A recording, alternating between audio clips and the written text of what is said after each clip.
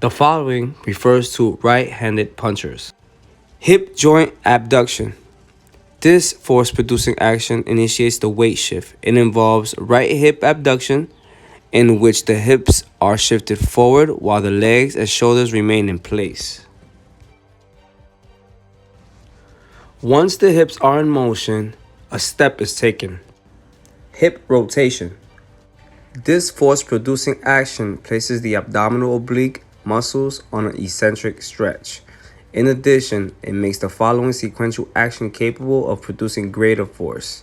When most of the weight is on the left leg, it becomes the axis of rotation for the hips to create the longest possible hip lever, which in turn produces the greatest force. The more the hips can rotate forward while the shoulders stay back, the greater the upper body torque and the greater the ensuing force from shoulder rotation.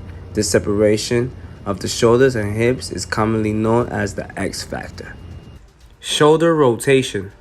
This action contributes more force than any other joint action, especially if the pelvis is already rotated forward.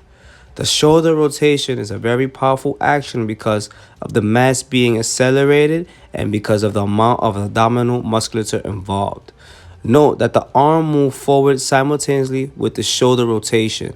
Thus, when the shoulder go into action, the arms also go into motion. This action places the arm in motion, but it is not an independent arm action.